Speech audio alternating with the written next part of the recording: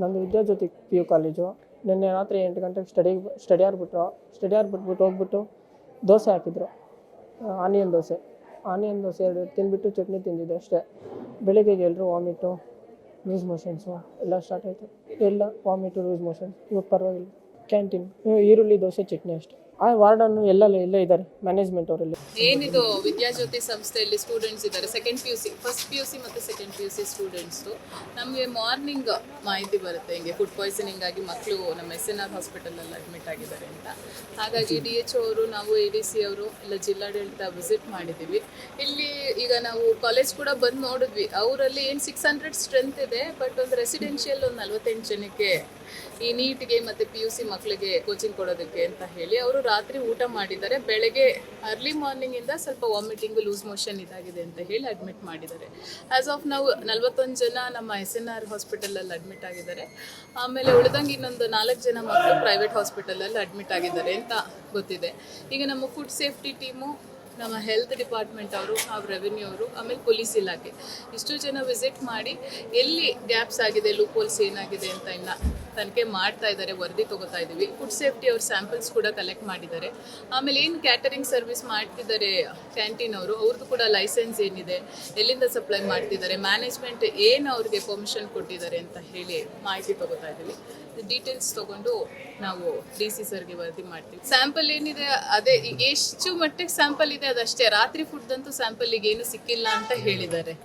ಇಲ್ಲೇ ಇದ್ದಾರೆ ನಮ್ಮ ಫುಡ್ ಸೇಫ್ಟಿ ಆಫೀಸರ್ ಅವರು. ಹಾಗಾಗಿ ಸ್ಯಾಂಪಲ್ಸ್ ಇಲ್ಲಿ ನಮ್ಮಲ್ಲಿ ಈಗ ಪ್ರೆಸೆಂಟ್ಲಿ ಏನು ಸಿಕ್ಕಿಲ್ಲ. ಬೆಳಗ್ಗೆ ತಿಂಡಿಗೆ ಏನು ಮಾಡಿದಾರೆ ಅಷ್ಟು ಮಾತ್ರ ಕಲೆಕ್ಟ್ ಆಗಿದೆ. ತನಿಖೆ ಮಾಡಬೇಕಾಗುತ್ತೆ. ಒಂದಲ್ಲ ಒಂದು ರೀತಿಯಲ್ಲಿ ಮಾಹಿತಿ ಅಂತೂ ಕಲೆ ಹಾಕ್ಬೋದು. ಯಾಕೆಂದ್ರೆ ಲೈಸೆನ್ಸ್ ಇಲ್ಲದೆ ಅವ್ರು ಮಾಡಿದ್ರು ತಪ್ಪಾಗುತ್ತೆ. ಹಾಗಾಗಿ ಮ್ಯಾನೇಜ್ಮೆಂಟ್ ಅವರು ಕೂಡ ನಾವು ಮಾಹಿತಿ ಕೊಟ್ಟು ಯಾವ ರೀತಿ ಇವ್ರು ಪ್ರಿಪೇರ್ ಮಾಡ್ತಾ ಇದ್ದಾರೆ ಅಂತ ತಗೊಂಡು ನಾವು ಜಿಲ್ಲಾಧಿಕಾರಿಗಳಿಗೆ ರಿಪೋರ್ಟ್ ಮಾಡ್ತೀವಿ. ಹಾಗಾಗಿ ಇನ್ನು ಫುಡ್ ಸೇಫ್ಟಿ ಟೀಮ್ ಇಲ್ಲೇ ಇರ್ತಾರೆ. ಏನೇ ಸ್ಯಾಂಪಲ್ ನಾವು ಪ್ರೆಸೆಂಟ್ಲಿ ಏನು ಅವೈಲಬಲ್ ಇದೆ, ವಾಟರಿಂದ ಹಿಡಿದು ಲೆಫ್ಟ್ ಔಟ್ ಫುಡ್ ಅಷ್ಟನ್ನು ಕಲೆಕ್ಟ್ ಮಾಡಿದ್ದಾರೆ. ಅದು ಬಿಟ್ಟರೆ ಈಗ ಪ್ರೆಸೆಂಟ್ಲಿ ಇನ್ನೇನು ಸಿಕ್ಕಿಲ್ಲ. ಹೊರಗಡೆಯಿಂದ ಪ್ರಿಪೇರ್ ಮಾಡಿ ತರ್ತಾ ಇದ್ದಾರೆ ಅಂತ ಹೇಳ್ತಾರೆ. ಕ್ಯಾಂಟೀನ್ ಅವರು ನಾವು ಇಲ್ಲೇ ಮಾಡ್ತೀವಿ ಅಂತ ಹೇಳ್ತಾ ಇದ್ದಾರೆ. ಇಲ್ಲಿ ಬೆಳಿಗ್ಗೆ ಒಂದು 8:45 ಆ ಮಧ್ಯೆ ಒಂದು ಇಲ್ಲಿ ಸ್ಥಳೀಯ ಒಂದು ಖಾಸಗಿ PU ಕಾಲೇಜಿನಿಂದ ಮಕ್ಕಳು ನೈಟ್ ಏನೋ ದೋಸೆ ಮತ್ತು ಚಟ್ನಿ ಏನೋ ಸೇವನೆ ಮಾಡಿದ್ದಾರೆ.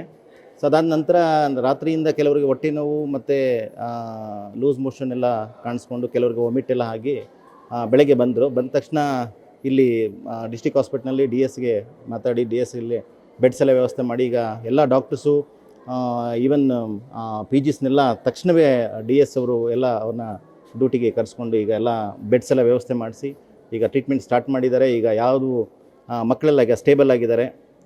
ಕೆಲವರಿಗೆ ಮಕ್ಕಳಿಗೆ ಸ್ವಲ್ಪ ಲೂಸ್ ಮೋಷನ್ನು, ವಾಮಿಟ್ ಎಲ್ಲ ಆಗಿ ಸ್ವಲ್ಪ ಸುಸ್ತಾಗಿದ್ದವ್ರಿಗೆಲ್ಲ IV ಫ್ಲೂಯಿಡ್ ಸ್ಟಾರ್ಟ್ ಮಾಡಿ ಈಗ ಎಲ್ಲ ಮಕ್ಕಳು ಸ್ಟೇಬಲ್ ಆಗಿದ್ದಾರೆ.